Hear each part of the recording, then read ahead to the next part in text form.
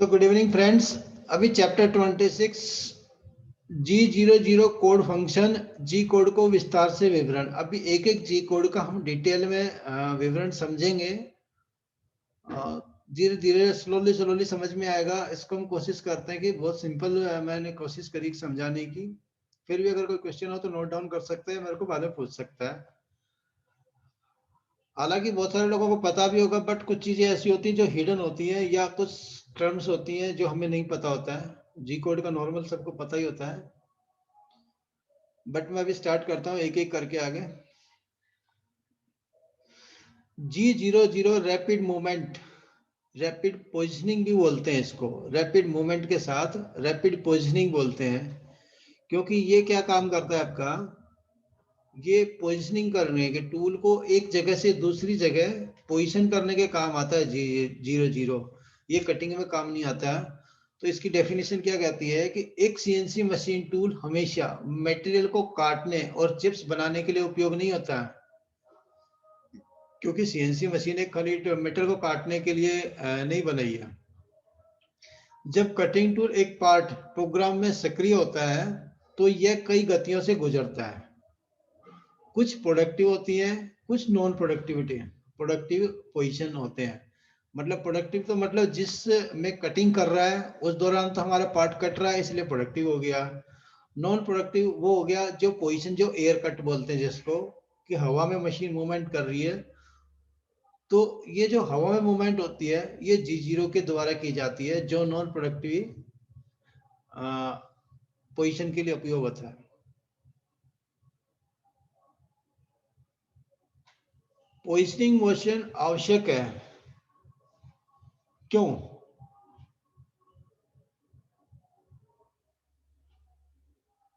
Positioning motion आवश्यक है लेकिन नॉन प्रोडक्टिव है, क्योंकि इसकी जरूरत है। नॉन प्रोडक्टिव है फिर भी इसकी जरूरत है। दुर्भाग्य से इन गतियों को पूरी तरह से समाप्त नहीं किया जा सकता और इसे यथासंभव कुशलता से प्रबंधित किया जाना चाहिए। इस प्रयोजन के लिए, मतलब इस प्लानिंग के लिए सीएनसी प्रणाली एक विशेषता प्रदान करती है जिसे तीव्र गति कहा जाता है। इसका मुख्य उद्देश्य गैर कट संचालन के बीच पोजीशन टाइम को छोटा करना है। यह कटिंग टूल पार्ट के संपर्क में नहीं है। रैपिड मोशन संचालन में आमतौर पर 4 प्रकार की गति सम्मिलित होती है। रैपिड जो मूवमेंट होता है, बेसिक 4 तरह से जरूरत पड़ती है मशीन के अंदर कि कटिंग ऑपरेशन जब होता है उससे पहले और उसके बाद उसका क्या क्या एक्टिव काम होता है। 4 तरह की कौन सी है इसमें?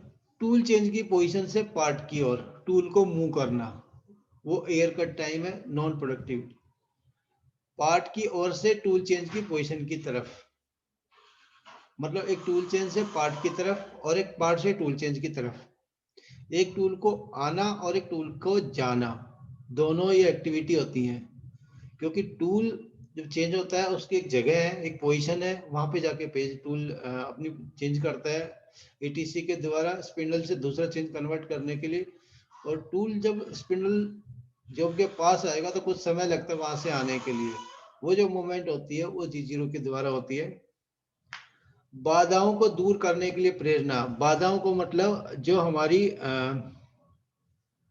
बीच में इंटरप्शन होता है, जैसे कोई कंपोनेंट काट रहे हैं, एक कट लगा दिया, उसके बाद बीच में कोई इंटरप्शन आ गया, तो उस दौरान हम रैपिड में उठा के दूसरी पोजीशन ले जाते हैं, तो वो उनको बोलते हैं हम रेस्ट्रिकेशन। बीच में आना, ऑब्स्टेक्ट आ गया, उसको ऑब्स्टेक्ट को G0 के द्वारा ही क्लियर किया जाता है। G01 में कोई उसको मूवमेंट नहीं किया, अदरवाइज टाइम बहुत लगेगा, वो नॉन प्रोडक्टिविटी टाइम में आ जाएगा।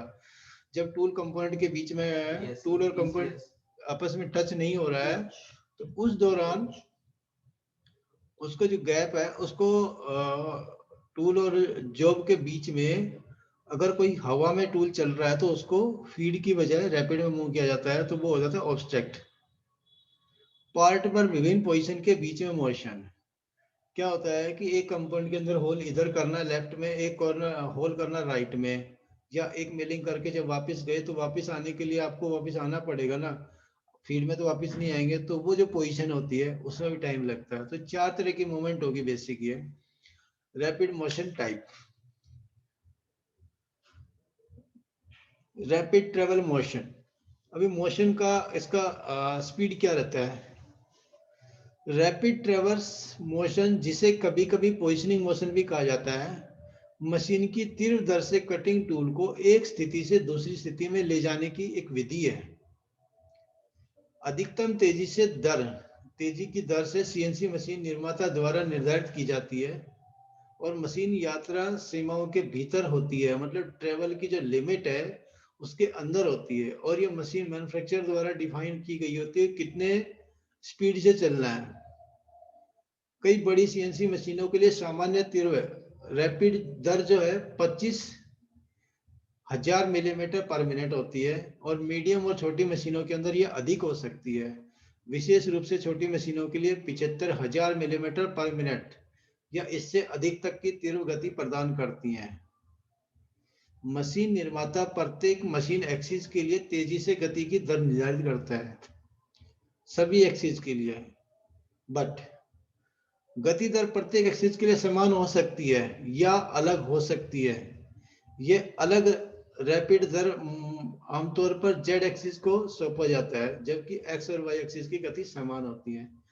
जब मशीनिंग सेंटर के अंदर आपके एक्सिस मूवमेंट होती है तो रैपिड देखते हैं एक्स और वाई की रैपिड सेम रहती है, बट जेड की रैपिड डिफरेंट होती है, एक्स वाई से लेस होती है उसकी। वो इसलिए लेस होती है कि जो वर्किंग होती है ज्यादातर जेड के अंदर होती है। अगर जेड के अंदर रैपिड की स्पीड बढ़ा देंगे तो मशीन अगर बाई चांस हिट करती है तो बहुत स्पीड से हिट करेगी, जिससे स्पिंडल डैमेज होने के चांसेस हो जाते हैं। तो इसलिए जेड की स्पीड हमेशा कम रखते हैं।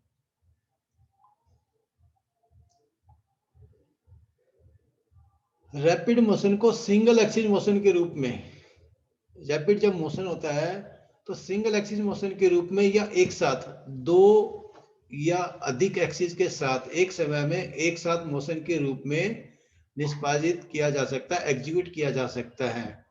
रैपिड मोशन में सिंगल एक्सिस भी होता है, डबल भी हो सकता है, या सारी एक्सिस को एक साथ भी कर सकते हैं। इसे डायमेंशन के एब्सोल्यूट या इंक्रीमेंटल मोड में प्रोग्राम किया जा सकता है। इसका उपयोग किया जा सकता है चाहे स्पिंडल घूम रहा हो या स्थिर हो। रैपिड के लिए आपको स्पिंडल मोशन करने की जरूरत नहीं है, घूम रहा है तो भी हो जाएगा, नहीं घूम रहा है तो भी हो जाएगा। प्रोग्राम के एग्जीक्यूशन के दौरान सीएनसी ऑपरेटर कंट्रोल पैनल पर फीड होल्ड कुंजी को दबाकर या यहां तक कि फीड रेट ओवरराइड स्विच को शून्य या घटी हुई दर पर सेट करके तेजी से गति को बाधित कर सकता है।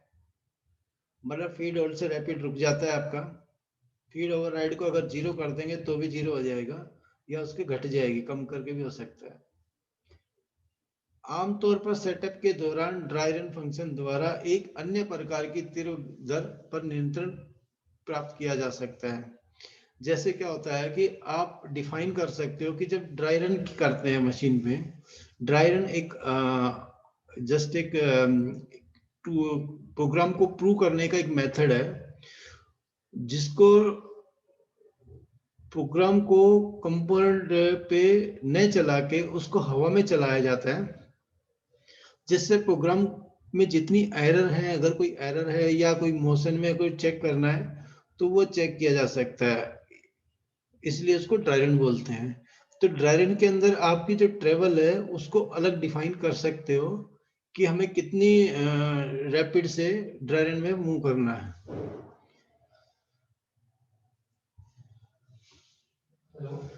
G00 command. अभी आते हैं हम प्रोग्राम की लैंग्वेज के ऊपर, मशीनिंग की लैंग्वेज के ऊपर, इसका क्या अप्लाई है और क्या इसकी जरूरत पड़ती है। रैपिड मोशन मोड आरंभ करने के लिए सीएनसी प्रोग्राम में आरंभिक कमांड G0 की आवश्यकता होती है। कि कोई भी मशीन को मूव करने के लिए सबसे पहले G0 ही लिखा जाता है। फीडर फंक्शन F को G0 के साथ आवश्यक नहीं है, फीड लिखने की जरूरत नहीं है, और यदि प्रोग्राम किया गया है तो वो गति 00 मोड में ही रहेगी। जो तीव्र गति आपके G0 मोड के दौरान इसे अनदेखा किया जाएगा। मशीन इसको रीड नहीं करेगी, रीड तो करेगी बट इस पे एक्शन नहीं लेगी। इस तरह के एक फीडर को मेमोरी में संग्रहित किया जाएगा। अगर आपने G0 के साथ कोई फीड लिखी है तो वो जो फीड है वो फीड स्टोर हो जाएगी, और जब इसको G01 अप्लाई करोगे तो उस दौरान अगर आपने फीड नहीं डाली है तो जो फीड आपकी मेमोरी में स्टोर है वो वाली फीड अप्लाई हो जाएगी G01, G02, G03 के साथ। यदि जब तक कि एक नए f फंक्शन को काटने की गति के साथ एक साथ प्रोग्राम नहीं किया जाता तब। अभी एग्जाम्पल दिखाया गया है कि एग्जाम्पल आप कैसे फीड लिख सकते हैं इसमें। ये मतलब फीड लिखना नहीं चाहिए, मतलब जिसको नहीं पता वो लिख सकता कई आदमी। अगर गलती से लिखा गया तो उसका क्या फायदे हैं क्या नुकसान है वो बता रहा हूं आपको। जैसे example A, feed rate in inches पर मिनट्स। अभी आप इसको ऐसे समझो कि इंचेस पर ओके छोड़ दो इसको। N21 में जैसे लिखा है G0 X24.5 और फीड। अभी आपने मोड तो इसका कर दिया रैपिड में, आपने X का इसका जो आपकी टारगेट वैल्यू वो लिख दी है और फीड भी डिफाइन कर दिया है। तो इससे क्या होगा, आपका ये वाली लाइन तो मूव करेगी लेकिन F जो लिखा हुआ है इस F को क्या करेगी, ये स्टोर कर लेगी। अब एग्जाम्पल जैसे N22 वाई आपने मूव किया 12 मिलीमीटर, जो भी है वैल्यू 12 मूव हो गया रैपिड में। देन अगर आपने फिर उसके बाद लिखा है G01 X30.0, और अगर इसके साथ अगर फीड नहीं लगाई है तो ऊपर जो फीड आपकी F30 लिखी गई है वो फीड यहाँ पे अप्लाई हो जाएगी। तो इसलिए फीड देख के लिखना कि कहाँ पे लिखना कहाँ पे नहीं लिखना है।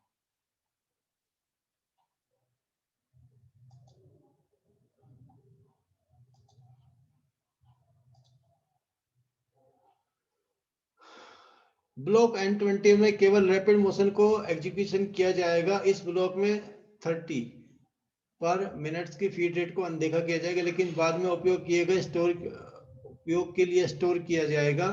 ब्लॉक N20 मोशन की तेजी से मोशन मोड में होगा क्योंकि G0 एक मॉडल कमांड है। अंतिम ब्लॉक N23 एक लीनियर मोशन काटने की गति है जिसे फीड रेट की आवश्यकता होती है के रूप में कोई चारा नहीं सौंपा गया है। इस ब्लॉक में गति अंतिम प्रोग्राम की गई फीड रेट का उपयोग किया जाएगा। यह ब्लॉक में N20 में निर्दिष्ट किया गया था और यह F30 के रूप में ब्लॉक N23 में वर्तमान फीड रेट बन जाएगा। ये ऊपर वाले एग्जाम्पल के लिए जो मैंने बताया आपको सारा वर्ग ने। अभी एग्जाम्पल जैसे 20 है, B example B N21 block के अंदर आपने G0 लिखा है, X की वैल्यू लिखी, फीड लिखा है, देन Y की वैल्यू लिखी सेम, और इसमें N23 के अंदर G01 X के साथ अगर फीड लिखी है तो ये फीड आपकी 20 चलेगी नहीं कि 30 चलेगी। अभी इसका वही है मीनिंग कि आपको N20 तो कैंसिल हो जाएगी ना, 30 वाली कैंसिल हो जाएगी, जो लास्ट वाली लिखी है वो एक्टिव रहेगी।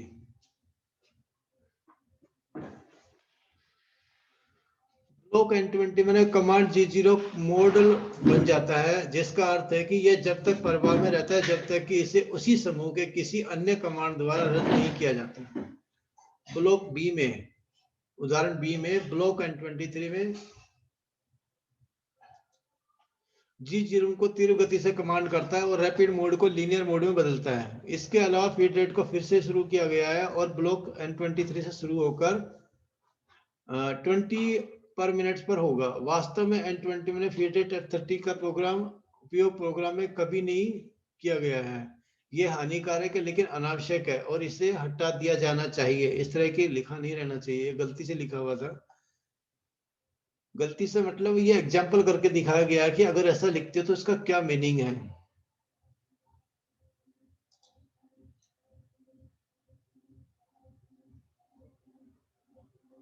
ओके,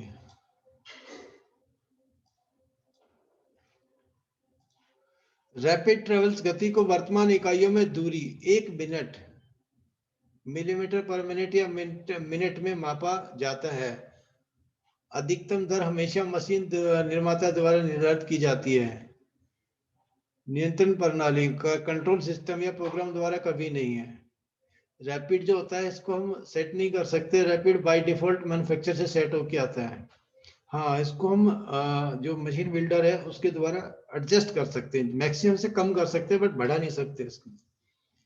मशीन बिल्डर द्वारा निर्धारित एक विशेष सीमा 7500 75,000 मिनट्स के बीच की दर है और इससे भी अधिक है, क्योंकि गति प्रति समय स्पिंडल रोटेशन से स्वतंत्र है, क्योंकि इसमें चूंकि गति जो है प्रति समय प्रति रेवोल्यूशन, इसलिए इसे किसी भी समय लागू किया जा सकता है अंतिम की परवाह किए बिना, क्योंकि ये जो है ना आपकी स्पिंडल से लिंक नहीं है, स्पिंडल इससे कोई लिंक नहीं है, फ्री है, स्पिंडल का इससे कोई लेना देना नहीं, चले या ना चले, कितने आरपीएम पे चल रहा है।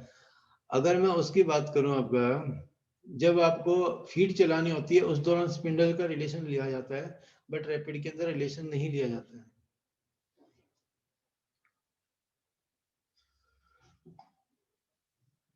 अभी आता है इसको G0 मोड में हर गति एक तेज और गैर सर्कुलेशन मोशन है, सामान्य रूप से सर्कुलर हेलिकल मोशन की तेजी से दर पर नहीं बनाया जा सकता। G0 मोड में हर गति एक तेज है, G0 मोड में जो भी मोशन होगा वो तेज ही होगा। ये गैर सर्कुलर मतलब ये आपका राउंड में मूव नहीं कर सकता, ये स्ट्रेट ही चलेगा या रेक्टेंगल मतलब डायगोनल चल सकता है, इसको राउंड में नहीं घुमा सकते। सामान्य रूप से सर्कुलर और हेलिकल मोशन को तेजी के दर पर नहीं बनाया जा सकता। दो पॉइंटों के बीच एक टूल का वास्तविक लीनियर मोशन एक सीधी रेखा के रूप में सबसे छोटा टूल पाथ नहीं है, हालांकि कई नवीनतम मशीनें ऐसी सुविधा प्रदान करती हैं। कई सीएनसी मशीनों पर एक प्रोग्राम टूल पाथ और परिणाम स्वरूप वास्तविक टूल पाथ होगा, अलग अलग कई कारकों पर निर्भर करता है। कैसे? Number of axis programme simultaneously, कितनी एक्सिस को एक साथ मूव कर सकते हैं, actual length of motion of each axis, rapid travel rate of each axis. ये तीन मेजर चीज हैं जिन पे डिपेंड करता है कि आपका तीनों एक्सिस की स्पीड कितनी है। ये सिस्टम पे डिपेंड करता है कि एक बार में कितनी एक्सिस को मूव कर सकते हैं, दो तीन या सारी साइमल्टेनियसली, और इसकी actual length of motion of each axis. Length का मतलब आपका टू से फ्रो कितना जाना है हर एक एक्सिस का, कोई जरूरी नहीं है सारी एक्सिस की मोशन स्पीड एक ही हो और दूरी एक हो। और rapid travel rate for each axis, इस एक्सिस के लिए रैपिड रेट कितना है, क्योंकि रैपिड मोशन का एकमात्र उद्देश्य अनप्रोडक्टिव समय वर्तमान टूल पोजीशन से टारगेट टूल पोजीशन में गति को सहेजना। टूल वर्तमान मतलब जो करंट पोजीशन है उससे टारगेट पोजीशन पे जाना, टूल मूव करेगा तो जो आपकी करंट वैल्यू है उससे एक टारगेट पॉइंट पे जाएगा तो उसको पहुंचाना है।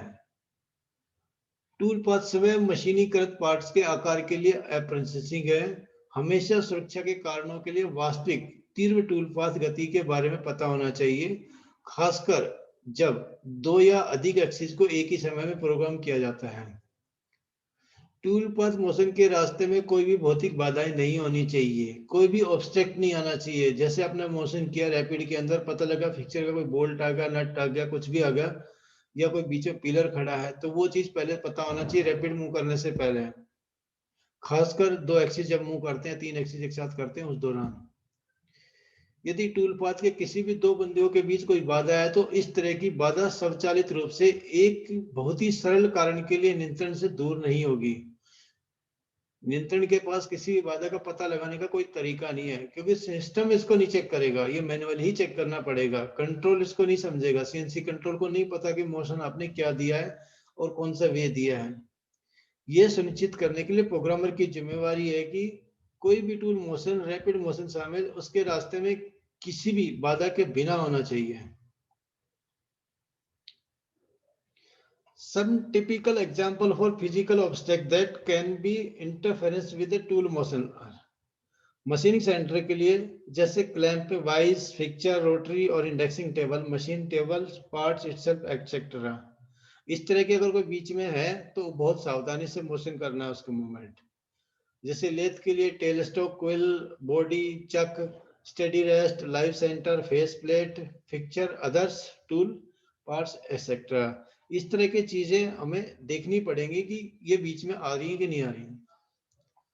अब आती है सिंगल एक्सिस मोशन और डबल एक्सिस मोशन। आपका any tool motion program specify specifically for any one axis at a time is always a straight line along the selected axis.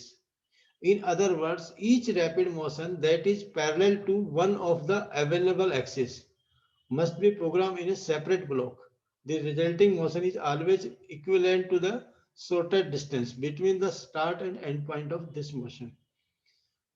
आप एक एक एक्सिस को मूव करना सेफ रहता है। जैसे आपको एक्स एक्सिस पॉजिटिव है, नेगेटिव है, वाई पॉजिटिव वाई नेगेटिव है, ये करंट डायरेक्शन से आपका मोशन है। अभी आता है मल्टी एक्सिस मोशन, वो तो एक सिंगल एक्सिस था। Multi axis cutting tool move at the rapid rate always use the G0 command if this motion is motion of two or more axes simultaneously. The program rapid path between 2 points and the actual rapid path may not be always be identical. The result is compound motion that can be and often is much different from the theoretical program motion. The motion originally intended. इसमें कैसे होगा आपका, अभी example दिखाया गया है। सबसे ऊपर वाले चित्र के अंदर देखेंगे हम, आपका जो प्रोग्राम की मोशन दिया हुआ आपका G0 अपना ओरिजिन यहाँ है, करंट पॉइंट ये है आपका जैसे, और मोशन हमें मूव करना है। तो हमें क्या है कि सेव करने के लिए आपको ऐसे मूव करना पड़ेगा। अब देखो कि अलग अलग करके चलाते हो तो टाइम कितना लगेगा, और एक साथ चलाते हो तो टाइम कितना लगेगा। ये आपको टाइम दिखा रहा है इसमें, जैसे आपकी वैल्यू है और वैल्यू को टाइम में कन्वर्ट किया गया है। तो अगर मैं इसको डायरेक्ट यहाँ से यहाँ जाता हूँ तो 0.576 सेकेंड लगते हैं, और ऐसे जाके पहले जाता हूँ डायगोनल, फिर ऐसे जाता हूँ तो आपका 0.168 टाइम, 0.168 टाइम ये, तो दोनों मिला के 0.48 और हो गया। तो इसका अगर मैं बात करूँ तो टाइम में ज्यादा फर्क नहीं पड़ता, अगर ऑब्स्टेक्ट है तो हमें मूव करके जाना चाहिए। ये हमें दर्शाता है किधर करना है। और reduction of rapid motion rapid rate, इसको हम इस कंट्रोल पैनल पे एक बटन होता है, इसके द्वारा रैपिड मोशन को कंट्रोल कर सकते हैं, जो हमें पार्ट सेटिंग के दौरान इसका उपयोग किया जाता है। जब मशीन सेटअप के अंदर होगी तो हमें जब टूल मूव करता है एटीसी से जॉब की तरफ आता है, तो एक एक लाइन को हम सिंगल ब्लॉक में चलाते हैं, तो हमें इसको कंट्रोल करके रखना पड़ता है कि ऐसा ना हो कि कोई बटन हमारा चल जाए और ऑन हो जाए और रैपिड फास्ट होगी तो मशीन हीट कर सकती है। तो टूल और जॉब के बीच में हमें बिल्कुल टेक केयर करके चलाना पड़ता है, तो इसलिए इसको कंट्रोल करने के लिए स्विच का उपयोग करते हैं। अभी आता है आपका जेड मोशन। अभी जेड मोशन, ये आपका जेड मोशन वो एक्स वाई मोशन था, जेड मोशन में है। जेड मोशन के अंदर अगर मूव करते हैं डायरेक्ट हमारा सेफर, तो इतना सेफर सेफ नहीं है, ये सेफर हमारे लिए सेफ है। तो अभी हो गया ओवर। अभी अगर किसी का क्वेश्चन है तो पूछ सकता है।